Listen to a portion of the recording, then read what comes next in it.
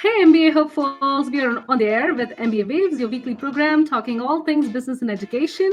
Please give us a like and subscribe because it helps us to continue to create all the free MBA Waves content. Today on episode 135, we're talking about career transitions and the MBA. We'll discuss the following: how you can use an MBA for a career transition, the big challenges for career pivots, and top tips for a successful career transition.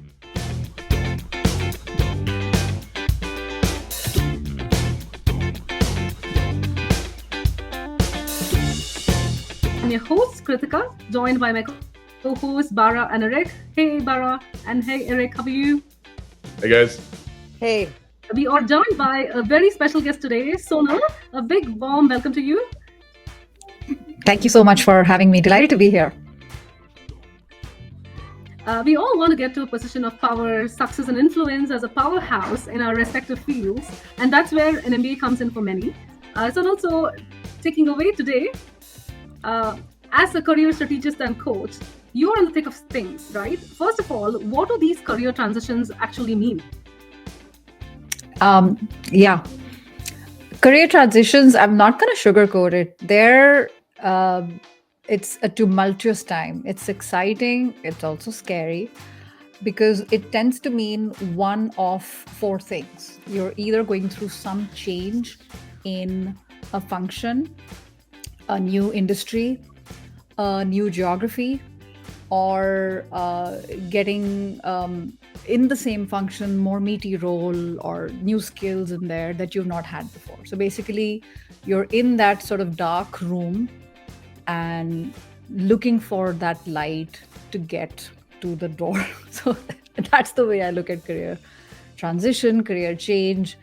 And that's what a lot of career strategists do. And Bara, you were talking about it off stage. It's to get to that goal. How can we get there as painlessly as possible and as quickly as possible, essentially? So it's that period where you're figuring things out.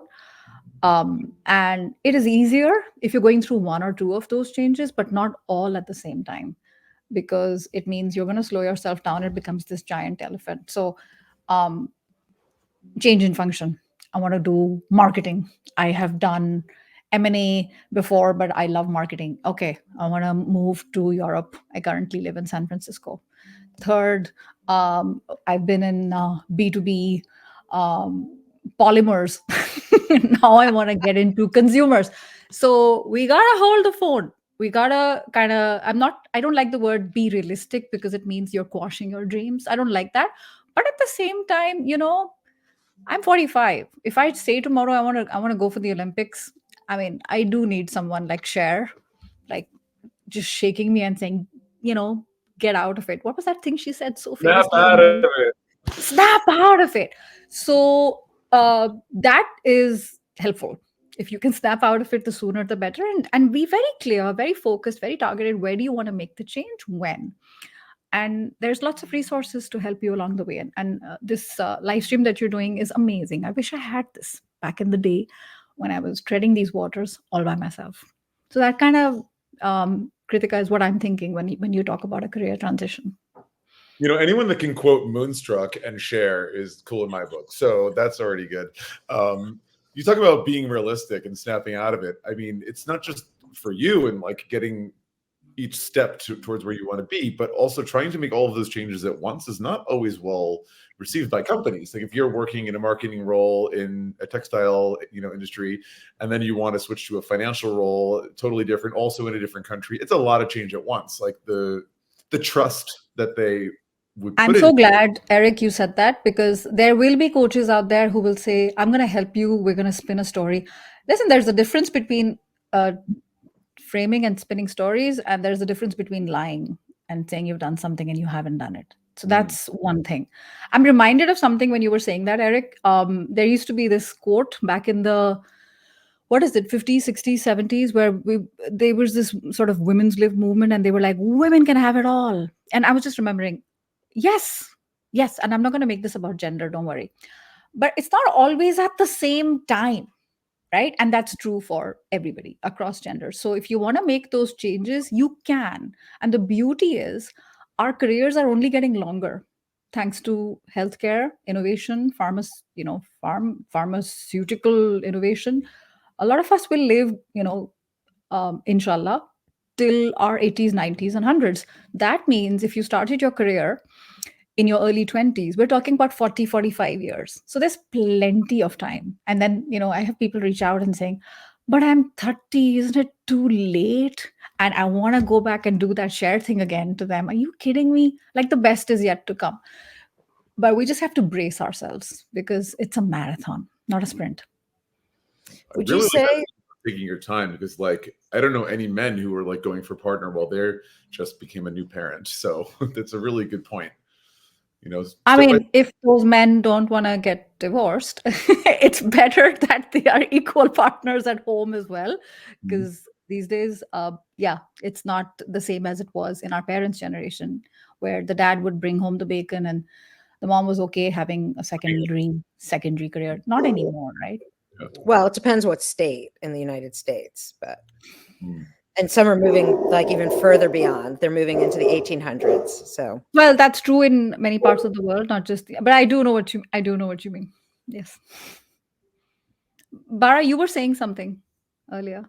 I was, and I've got a dog that's saying a lot right now too. So I'm going to hold off right now until the dog stops. I'm going to take it as a compliment that he finds this so invigorating that he had to give us his 2 cents worth. Yeah, for sure. So I'll ask the question, if that's the case, Sonal. In your experience, what are some of the key benefits that, say, an MBA can offer to professionals? This is MBA Waves after all, right? That an MBA offers to professionals looking to pivot or advance in their careers. Yeah. I'll tell you how it can help, and I'll also kind of get ahead of myself, and I'll tell you how it can't.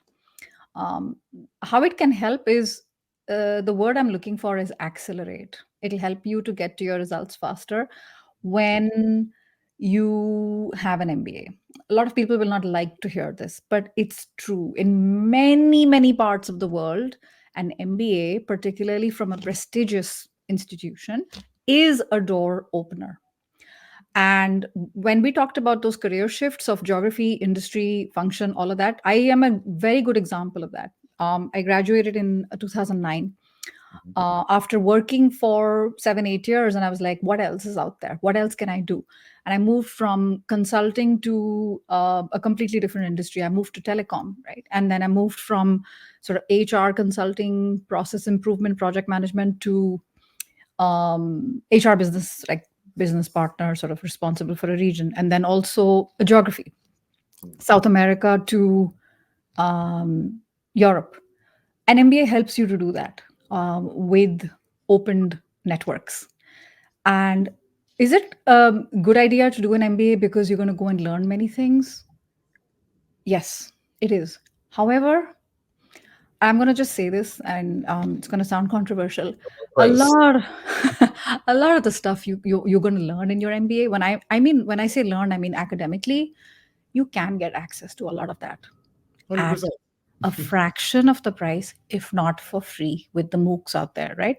So massive online learning spaces. So don't go to do that just from a learning point of view. Just keep in mind that it has that stamp effect, and it will open doors forever.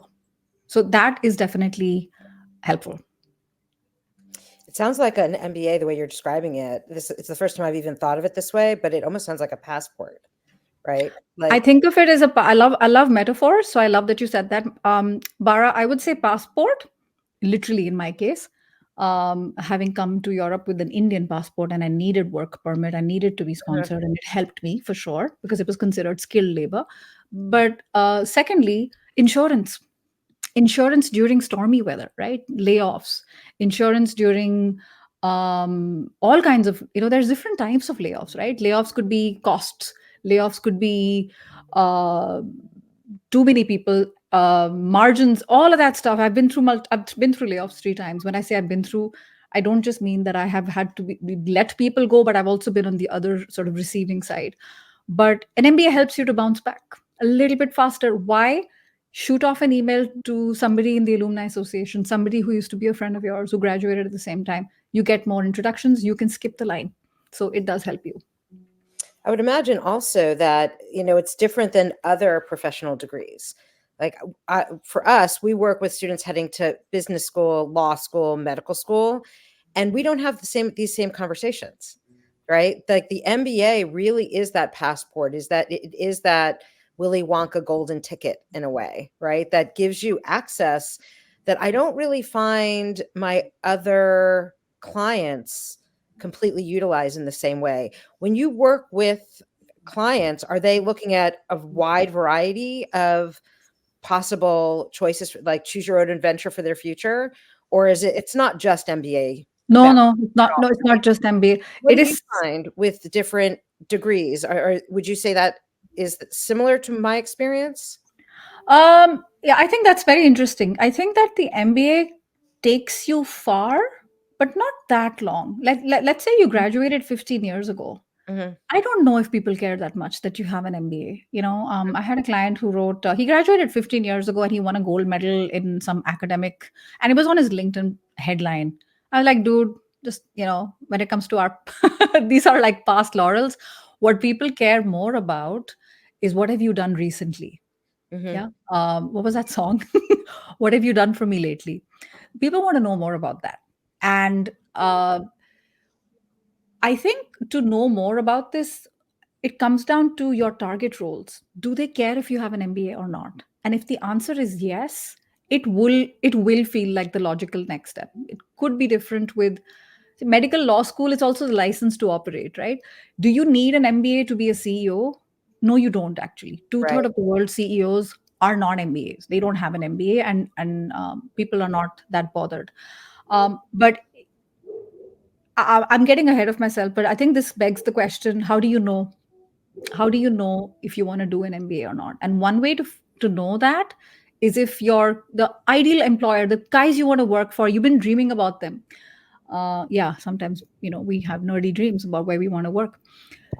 If they care what your degree is, especially if you're someone who graduated 10 less than 10 years ago, then it makes sense. But not everyone cares these days as much as they used to a couple of decades ago.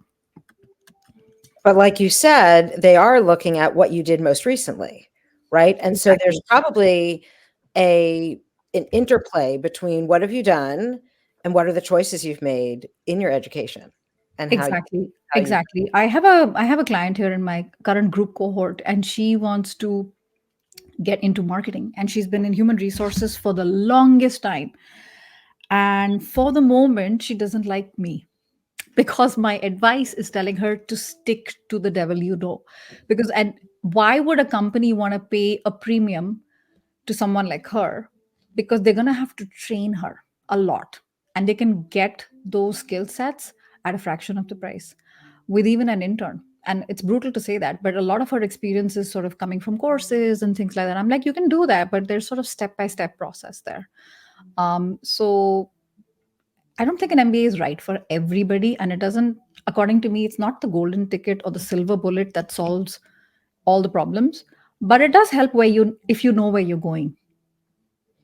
Right. And the MOOCs that you were talking about doesn't give you that same leverage or that same cachet to move around as easily because you're not networking, right? You're not meeting the professors or getting introduced to the industries that you might want to.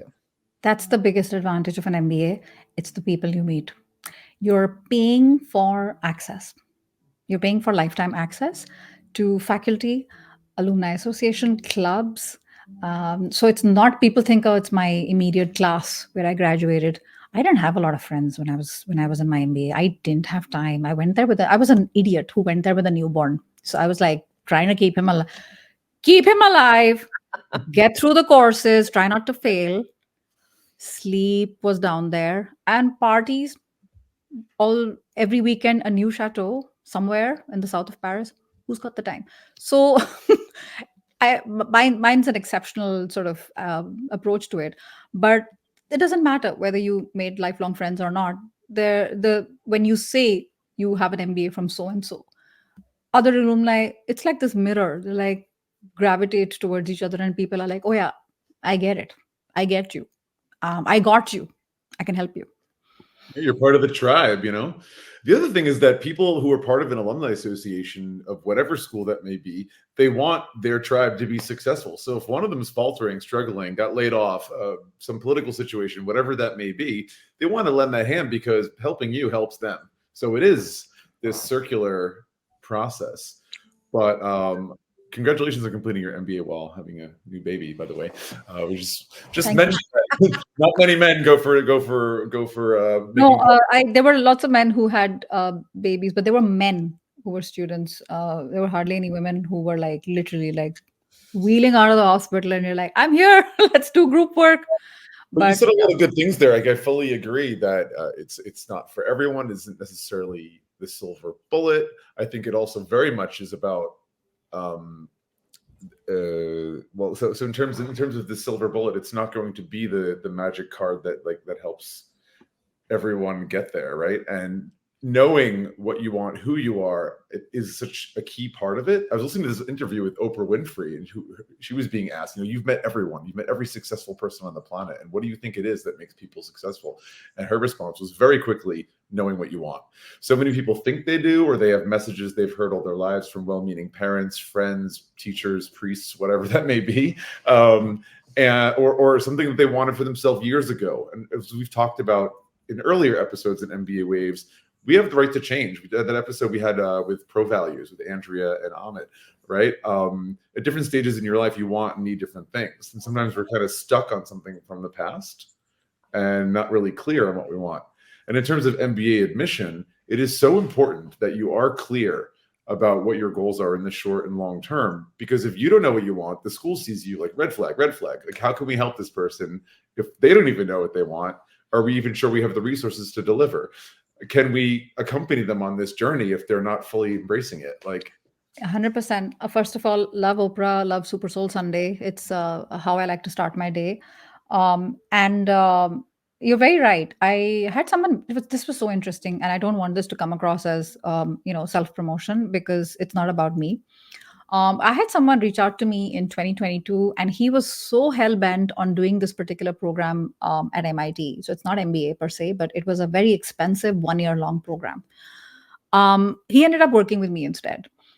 And at that time, we were still working it out. Do you want to do it? Do you not want to do it? He turned within 3 months, said, I'm so glad I didn't, because this discovery of self this journey that I've been through with you. So whether you work with, it does make sense if you can work with a coach. And literally it was 100th of the investment. And we found amazing opportunities within his own company, right, at a higher level. And so it's knowing what you want is the hardest thing, because you may have inherited your parents' dreams. I couldn't do it. I didn't have the money. I didn't have scholarship.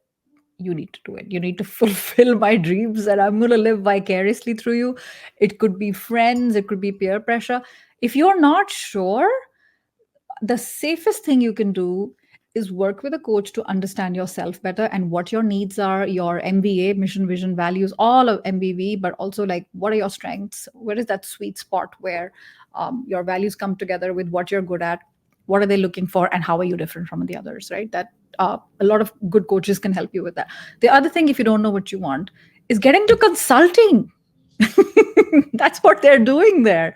They're figuring things out while working with clients and looking professional, wearing a suit and tie. Because every single consultant I've had on my podcast, they all said the same thing. I didn't know what I wanted to do, so I got into consulting.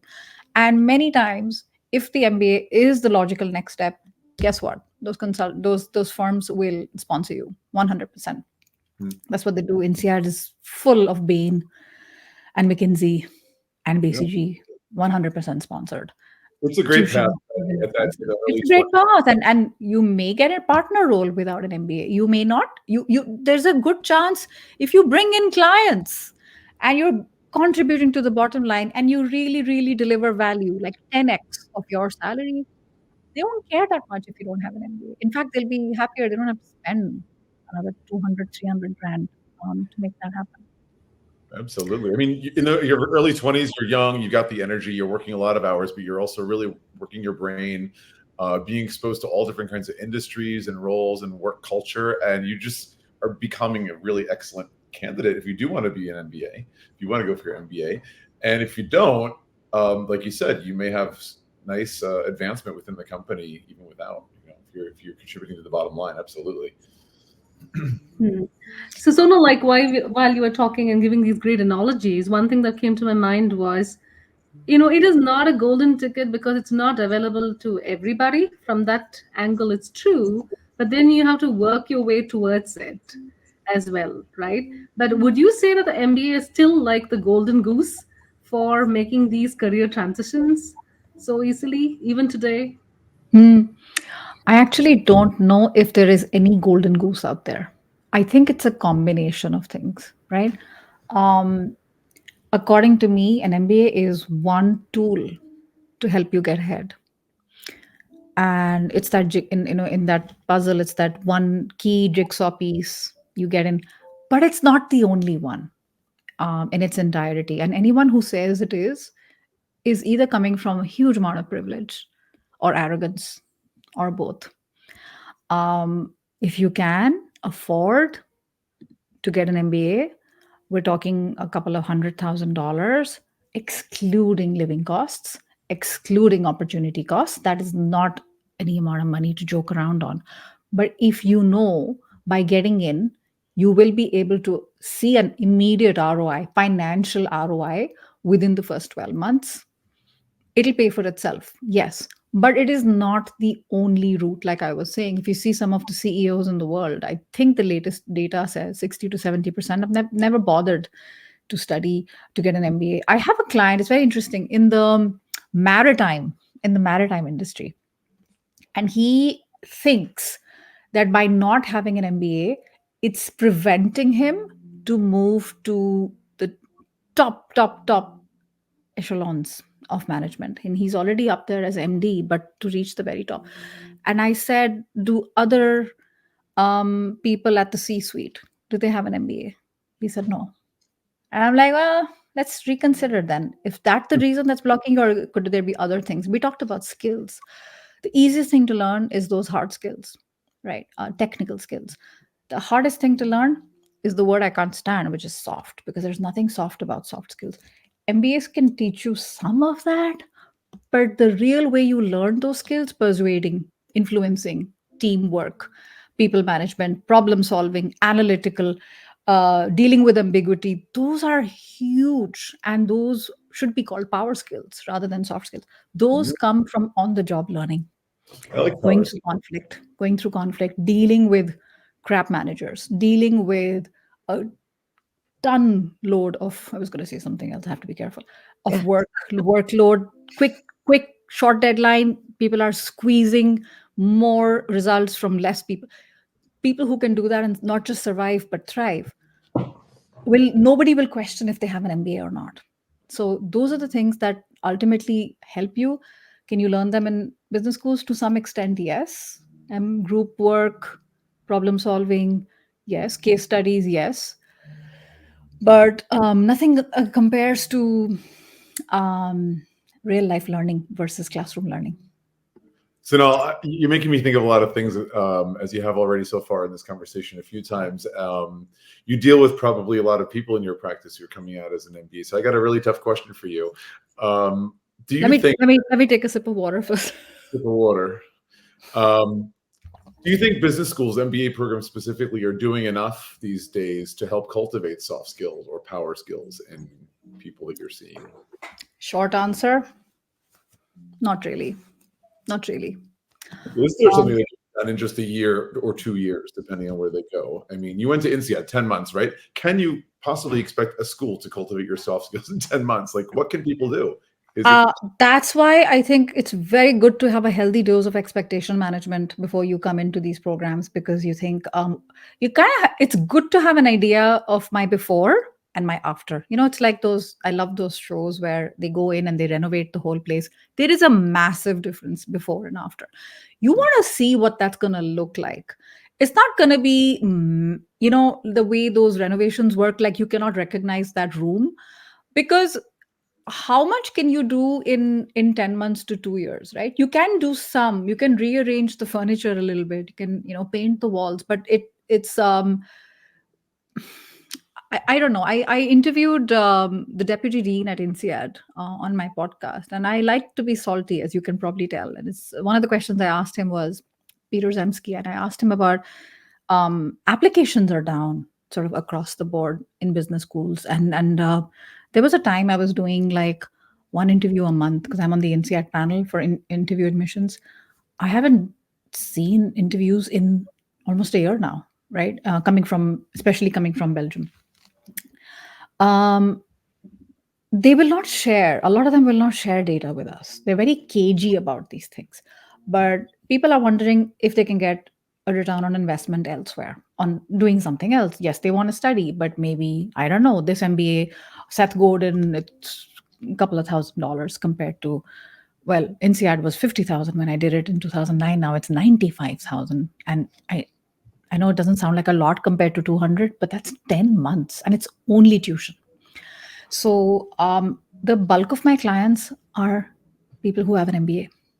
So, and another category we haven't talked about is the executive MBAs. So they don't have the problem of opportunity cost because they're working at the same time. They're just, working really hard because they're doing this on nights and weekends. But they go back, they finish the program, they graduate, they get the fancy cap and the tassels, and they take pictures and they blast them all over LinkedIn. And I go back to work. Nothing has changed. And there is so much frustration and disappointment because they feel like they were on this spaceship with other amazing humans. And they go back and they're like, you guys are still here? I feel like I'm kilometers ahead of you. And then they're like, actually, you know what? I don't fit in anymore. I just want something else. And they do offer coaching. A lot of them offer good coaching. I don't know if that's enough, because if it were, these MBAs and exec MBAs wouldn't seek out people like myself, right? I'm wondering if you can really get into the weeds a little bit and give an actual example. I mean, obviously you don't need to give names and you can hide the identities of the people that you're discussing. But if you could really talk about a difficult situation, either that you experienced or a client, and how the MBA education actually, it was tangible, how that helped the person through that particular situation. Okay. The biggest example that I can think of across the board is confirmation bias. And it's extremely unfair. But I have an INSEAD MBA, you have an INSEAD MBA, I'm the hiring manager. I immediately like you. I haven't even met you. So it does help. PLU, people like us. Is it fair for the others who are not from that? But, okay, life isn't fair. So I don't want to get into that. The other is when it comes to, because there's a very controversial thing on LinkedIn called hidden jobs, right? Hidden job market. And there's a lot of data which is not substantiated. 75% to 80% of jobs posted online are never posted online. They get closed before they even get published. So nobody can confirm this. There's been articles everywhere, but where is the source study? Nobody has found it. I will say this because I speak with a lot of recruiters, executive recruiters, headhunters. If they are in my network, I make those introductions with my clients. But I will say that when you have those people in your network and you're in a startup or you're in a scale up and you're looking at organization mapping, I know a woman, she would make a great CTO. Where did that come from? It's because of those people in your network. So I think the network is the biggest thing that I've seen repeatedly with my clients. And they tend to bounce back a little bit faster because not just of any MBA, but a quality MBA. Because the alumni are also people that care, and they are like, they treat it as urgent. Oh, you're currently between jobs. Let me see what I can do. And I'm not saying this is true for everyone. There will be exceptions.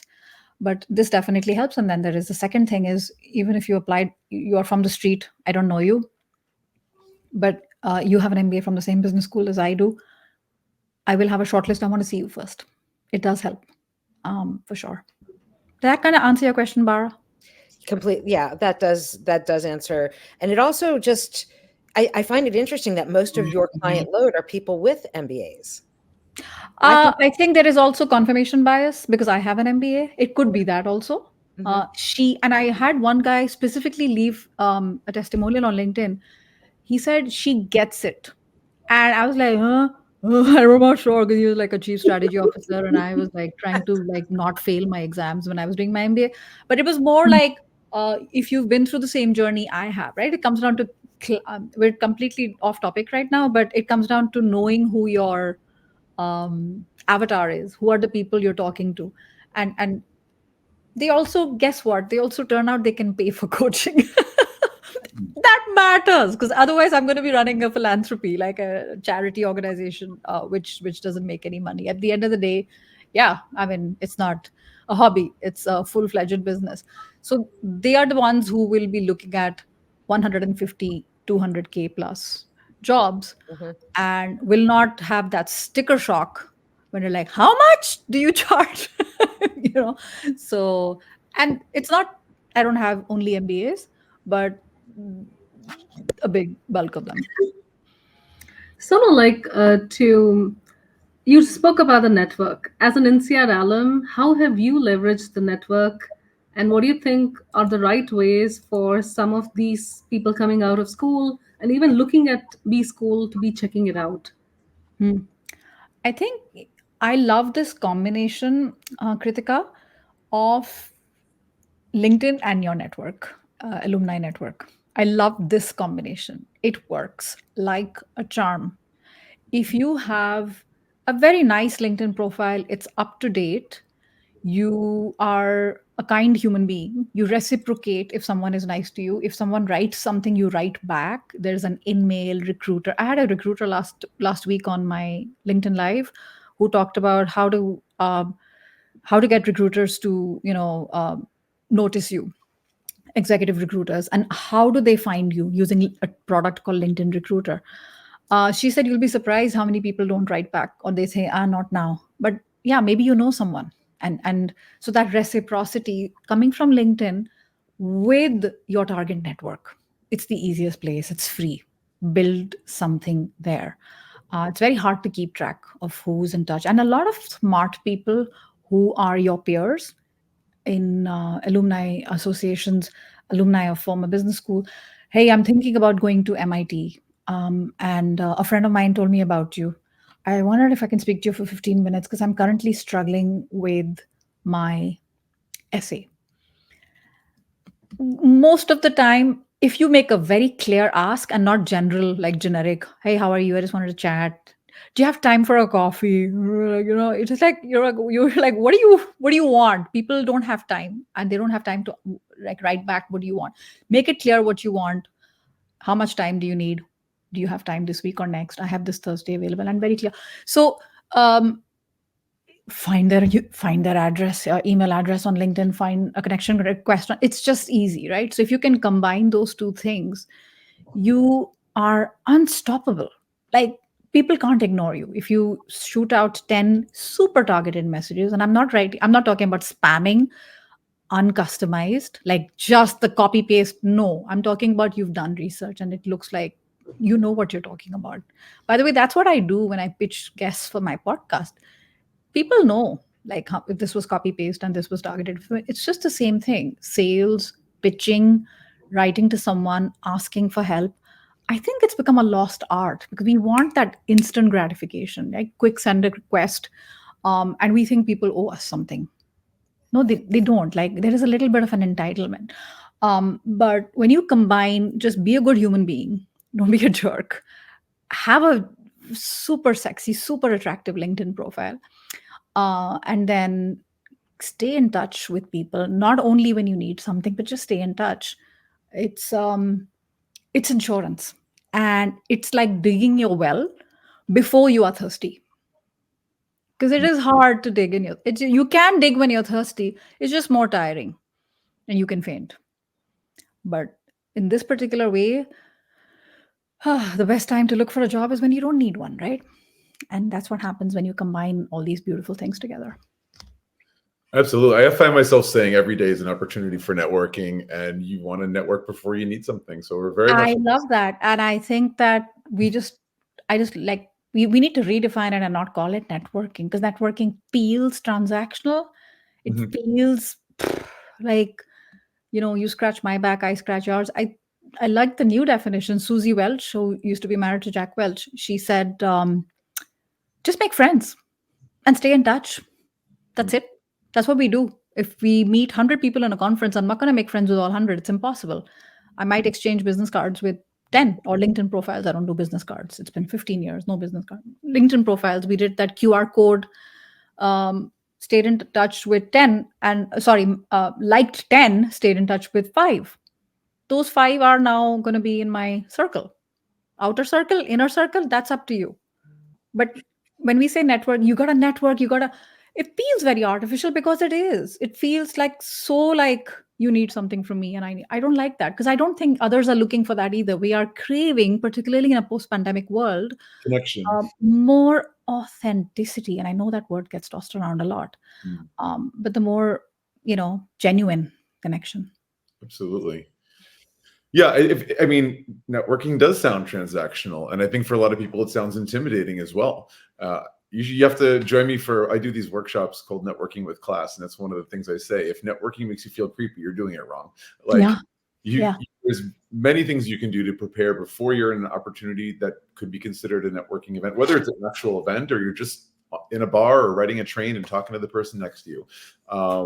But coming to the table with something to offer. So it's not like, and just knowing your worth, being abreast of what's going on in the world these days, and taking stock of what you're good at, what you're interested in, that you could contribute to the conversation. But I want to come back to you, because I know you work with a lot of clients who are, looking for a career pivot. They're already MBA grads, but let's talk about people who are actually applying for an MBA. Like, these are people who know they want to pivot probably somehow. They're one of those 4 categories. And by the way, those are the 4 that I describe when I talk about people who are most likely going to do an MBA, right? You're looking to change sector, role, geography, or a vertical move, and acquiring new skills. So we're on the same page again. But what advice might you give to an MBA applicant who's considering career shifts but are not really sure about which industry or role to target? I would say go for it. It's not a problem. You will figure it out. It feels like so definite, right? That I want to get into this particular sector and this particular. Then there's an ego thing, that you look like you were so decisive and so firm from day one, and then you might feel like an idiot for changing your mind. So just keep that open, and you know what you want. The how will figure itself out. Because when you go through the journey, you will gravitate towards certain subjects, people, ideas. You will. It's natural. So and they will attract you, you will attract them, and you will repel people, subjects, ideas. That's absolutely fine. So just be a little open, to the wonder of the unknown. And by the way, when you said networking, if it feels cringy, it feels wrong. Discomfort, little bit of discomfort is good. It means you're growing. So be open to discomfort as well, because growth and comfort, who said this? Gina Rometty, who used to be the CEO at IBM. Growth and comfort cannot coexist. So be prepared for some discomfort, because growth will come out of it. It's like that disgusting caterpillar thing that comes out and then it becomes this beautiful butterfly. You're going to go through that journey. And guess what? The MBA, you will probably land amazing roles. You'll be very happy, but it's not a happily ever after. Like, I graduated with 5 offers in the middle of a global financial crisis. And I was so proud, because I struggled academically. I didn't have a work permit. I had a newborn, didn't have any network, all of that stuff. I was proud, because I thought it helped when knowing the HR side, knowing what the other people want. And that's not the end. And I say this with complete humility. It sounds amazing, but that's not the end. 2 years later, I got laid off, got into another role, did really well, got laid off again. Big deal. So life will happen, and there will be roller coasters. The MBA is just the beginning of a new chapter in your life. It's not the end of the book. Like Yeah, Steve I love Jobs. how you say it. Yeah, I love how you say it, but the thing about careers is that you have to become multiple butterflies. You're not like the single butterfly. You're going to go through that cycle multiple times in this long career. That's what the long term, that it's a long game. 45, 50 years is, and there is an arrogance of youth. We think we're going to be young forever. We think these problems have never been, nobody has felt it. We feel like we're such special snowflakes that nobody gets it. You're not that special. Your career is going to be long. You have figured it out before, you'll figure it out again. Mhm. I guess I've got a question for you. The MBA graduate can position themselves with having certain assets and skills during career transitions. How do they actually apply that for new industries? Like, how does someone make that pivot take place, especially with their MBA skill sets? Hmm. Does that make sense? I'm wondering here, MBA skill sets. MBA skill sets are maybe immediately noticeable when they graduate. Mhm. Ability to read fast, adapt to new situations, deal with conflicts inside their sort of immediate cohort, that group, time management, problem solving. A lot of those, yes, in the immediate aftermath of graduating. I remember the first day when we got into the program, all of us new grads in welcome week, right? I remember them telling us, "You've got in, you've already won." And I knew what they meant. It was so hard, in any MBA program that you do around the world, you have to go through so many hoops, multiple interviews, and all of that drama with essays. And I took the GMAT multiple times because we were like, oh, I can do better. Oh my god, I hate maths. Oh, I'm gonna fail. And then got a respectable, what I thought was a respectable number at the time. So you've been through that journey, and then when you get in, that stamp is not nothing, right, Bara? That definitely helps you. So I think there there is a halo effect when you're going into these interviews. If you have an MBA, you will figure things out because you have been through unfamiliar situations, more than your share of unfamiliar situations, because you were courageous enough and audacious enough to think you can get into this program, which you did.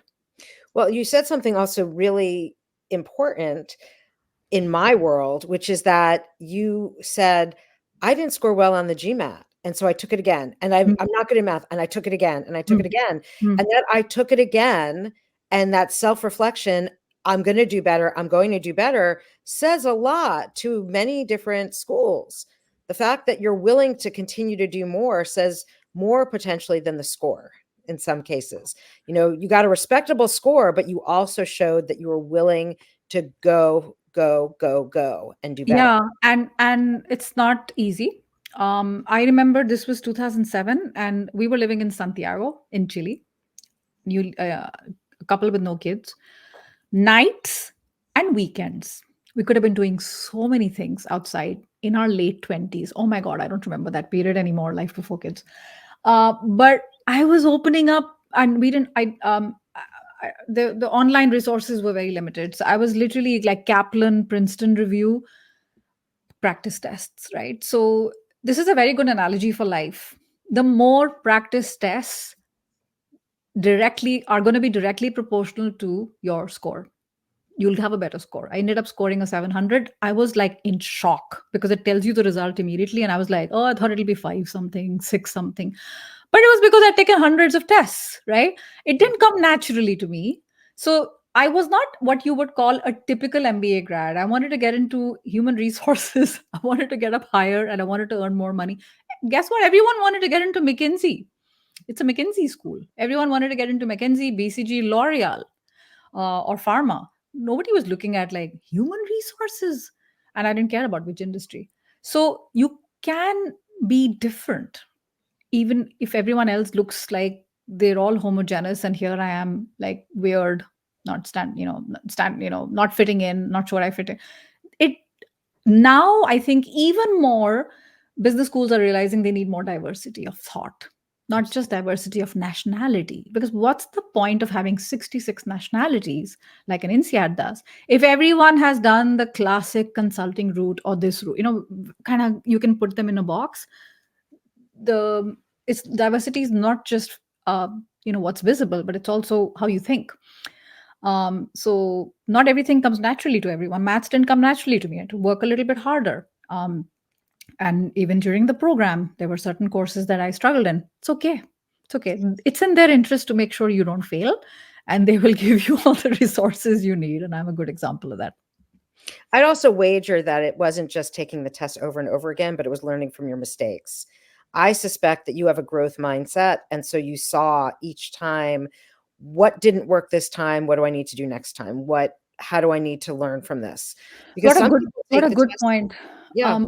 I didn't think the word growth mindset, the phrase didn't exist back then, but I just remember what helped was obviously number one, repetition, because it makes you confident. You're like, oh, I can do this. But the second was also, like something so simple when it comes to breathing and being present. Yep. Wow. Shocker. Like, you're here. Just do this. Yeah. Don't think about what if it doesn't. What if you're not in the future? Just be there and take a breath. I was 6 months pregnant. So I was like, I gotta go to the bathroom. I was the only one there with like this giant like elephant of a tummy. So it was like, you do it your way. You do you, not everyone has to be exactly the same when it comes to intake in their MBA admissions. In terms of diversity, you're absolutely right. What is your difference is your strength. And I think it's a very interesting point to consider that beyond nationality, like those who are coming out of the MBBs before their MBA, there is a certain amount of programming and, like, dare I say, brainwashing working in these consulting roles that, difference of thought does matter. What the differences you can. And Krithika, I think you'll attest to this. There are countries like India, I think maybe even France, engineering, MBA. It's just no brainer. Just do it. You already have those analytical and technical skills. You do an MBA. And in fact, we would say IIT, IIM is like, perfect in the marriage market. But IIT top engineering school and IIM top business school. And then everybody wants to, get their daughter or get their son to marry. That's a standard. I think it's hurtful. It's hurtful to the reputation of business schools, but I think it's starting to change now. They're starting to attract way more veterans and people in performing arts, a little bit more than back in the day when I graduated. Oh, definitely. And so, speaking of changes, like you talked about business schools realizing that, making maybe some change in their approach of admissions, what changes are you seeing in the job market that might impact the strategies that, MBA grads would use for career transitions after their degree? Yeah.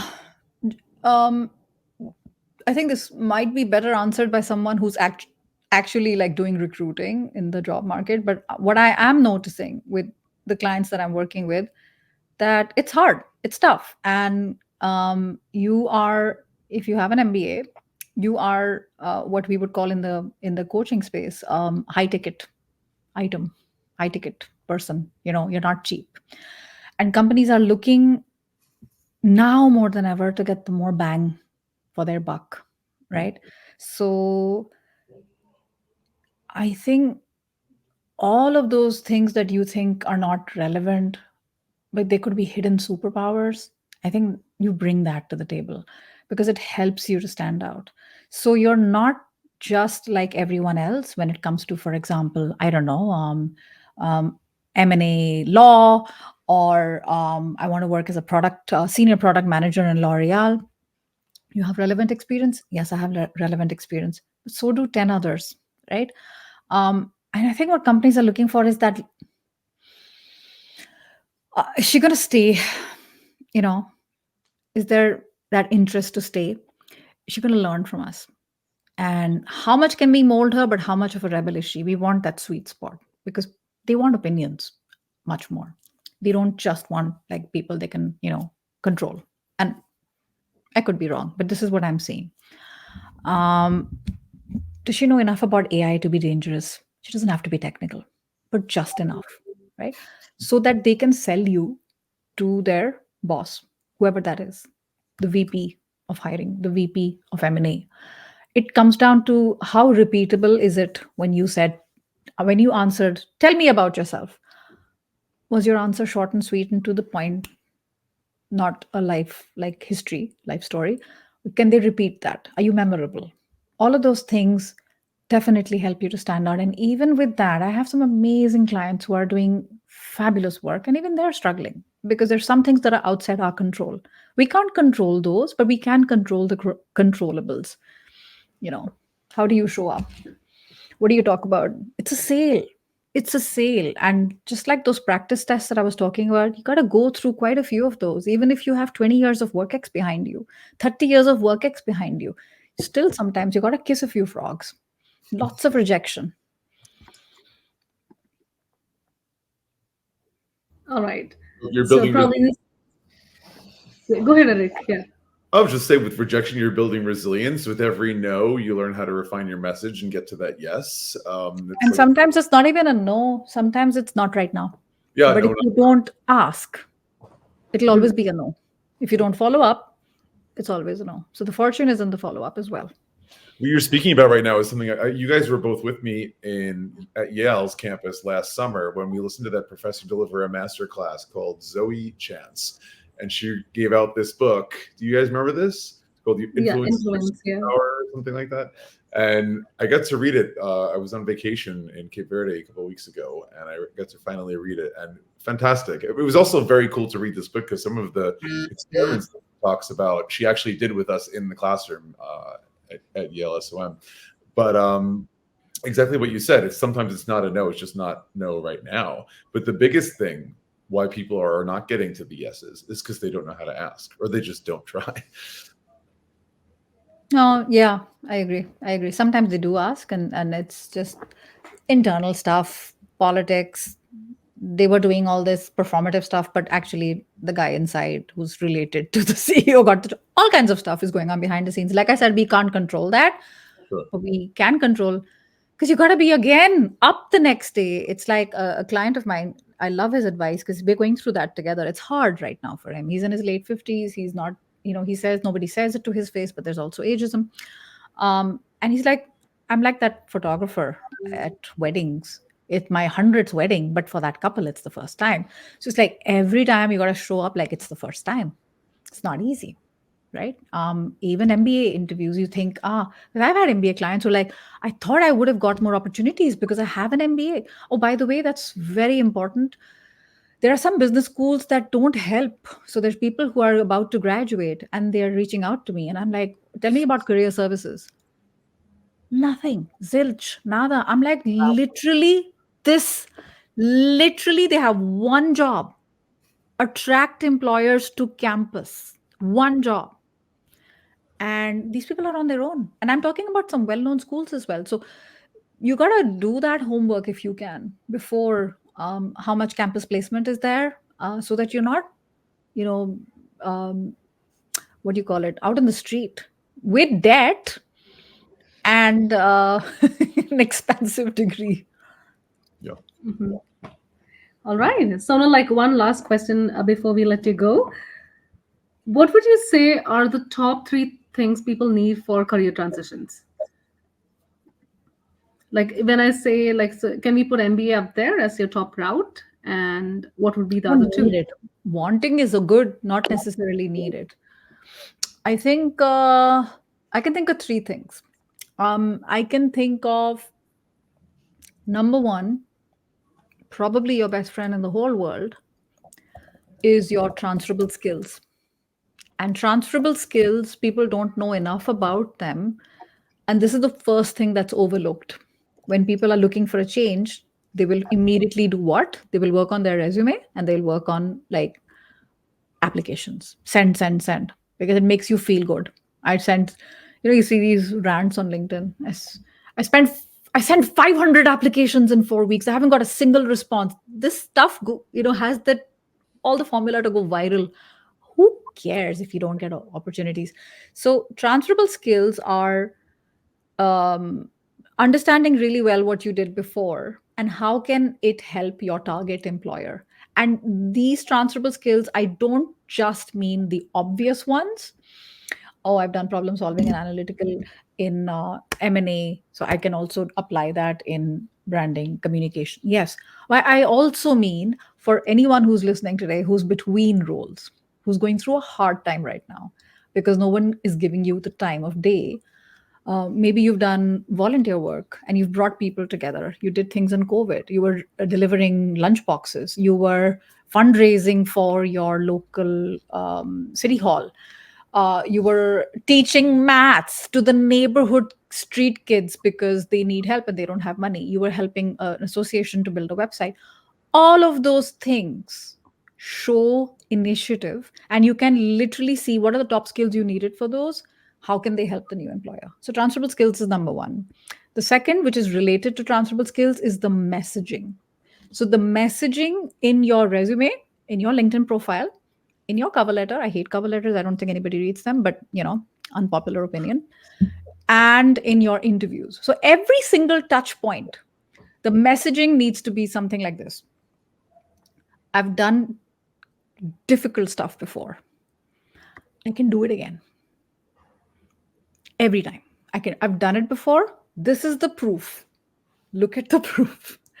I can do it again, and I will do it again. So every single time, that's the messaging we want to kind of show. And the third is not having an ego when it comes to your network. There's data by a guy called Mark Granovetter, who is a Stanford, I think he's still working. He's in his 70s or 80s. And he did research back in the 1970s about strong ties and weak ties. And weak ties are people we have not been in touch with, but they actually turn out to be sitting on treasure. They like helping people, but nobody reaches out to them. So people in your weak network, don't have an ego about reaching out and asking for help. Strong network is the first ones we think of: family, close friends, etc. Strong ties and weak ties, connect both together, and that should ease your career transition for sure. So transferable skills, the power of warm and cold network, and the third one is messaging. Wow, that beautifully wraps up all the time that we have for today, but beautifully wraps up the entire discussion around career transitions. Thanks, Sonal, for being so direct and showing how difficult it can be, but also what someone needs in order to make it possible. To all the guests in the audience, it's such a pleasure to see you. And if you like today's episode, give us a little thumbs up. Be sure to subscribe to MBA Waves to stay on top of all latest trends and news in the world of MBA's business and education. And don't forget to check us out next week, same time and place. And for full access to upcoming and past episodes, head to mbawaves.com. Bye, everybody.